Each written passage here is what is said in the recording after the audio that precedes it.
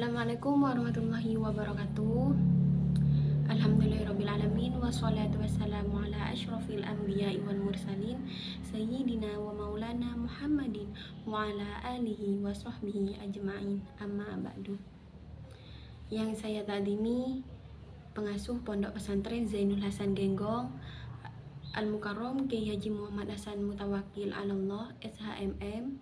Yang saya hormati Bapak Rektor Unza dan selaku penemu metode ABC, yakni aksi belajar cerdas, Bapak Rektor Abdul Aziz MAG, beserta dosen pengampuh yang saya hormati yakni Ustadzah Nur Fatimah, dan beserta teman-teman yang saya cintai dan saya sayangi.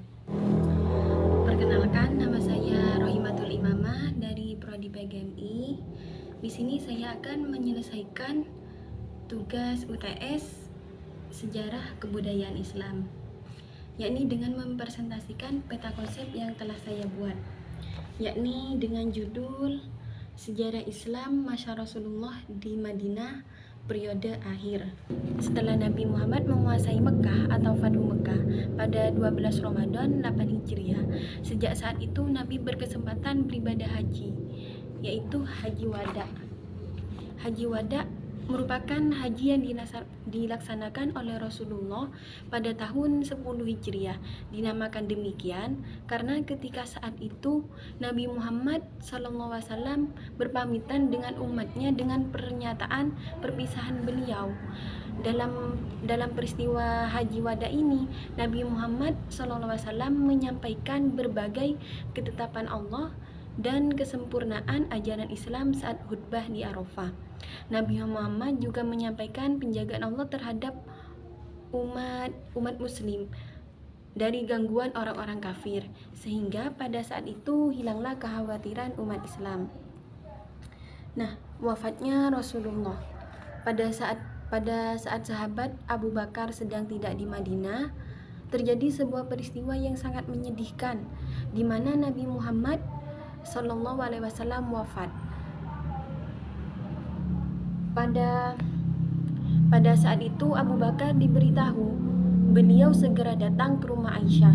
Beliau mengucapkan pidato, "Ketahuilah, barang siapa yang menyembah Nabi Muhammad, maka sesungguhnya Muhammad kini telah mati. Dan barang siapa yang menyembah Allah, maka sesungguhnya Allah tetap senantiasa hidup, tidak akan pernah mati." Wafatnya Rasulullah merupakan momen yang sangat bersejarah dan menyedihkan bagi umat Islam di Madinah.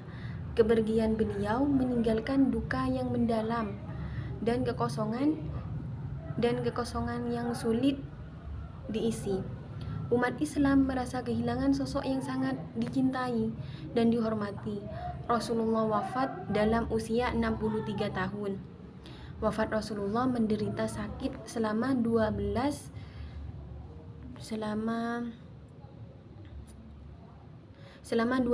atau 14 hari. Rasulullah SAW dimakamkan di tempat beliau wafat, yaitu di sekitar tempat tidurnya di kamar Aisyah, dan di tempat itu pula dimakamkan Abu Bakar dan Umar. Kondisi pemerintahan Islam pasca wafatnya Rasulullah. Periode pasca wafatnya Rasulullah merupakan masa yang penting dalam sejarah Islam, di mana umat Islam menghadapi tantangan dan mengelola pemerintahan serta mempertahankan ajaran Islam. Beberapa kondisi dan peristiwa yang terjadi pasca wafatnya Rasulullah, yaitu Abu Bakar dipilih sebagai khalifah pertama setelah wafatnya Rasulullah. Meskipun terjadi sedikit ketegangan antara beberapa sahabat Nabi dalam menunjuk tersebut, akhirnya umat Islam sepakat untuk membaiat Abu Bakar sebagai pemimpin. Masa selanjutnya itu masa Khulafaur Rasyidin. Setelah Abu Bakar, 3 khalifah lainnya yaitu Umar bin Khattab, Utsman bin Affan, Ali bin Abi Thalib mengambil alih kepemimpinan secara berturut-turut. Masa ini dikenal sebagai masa Khulafaur Rasyidin yang ditandai dengan kebijakan yang adil dan berlandasan pada ajaran Islam. Jadi kesimpulannya dengan peta konsep yang saya buat, yakni sejarah Islam masa Rasulullah di Madinah periode akhir, peristiwa Haji Wada, wafatnya Rasulullah, kondisi pemerintahan Islam pasca wafatnya Rasulullah merupakan bagian penting dalam sejarah Islam. Peristiwa-peristiwa ini mempengaruhi perkembangan agama Islam, penyebaran ajaran Islam, dan pembentukan kepemimpinan setelah Rasulullah. Sebelum saya akhiri, kurang lebihnya saya mohon maaf. Wassalamualaikum warahmatullahi wabarakatuh.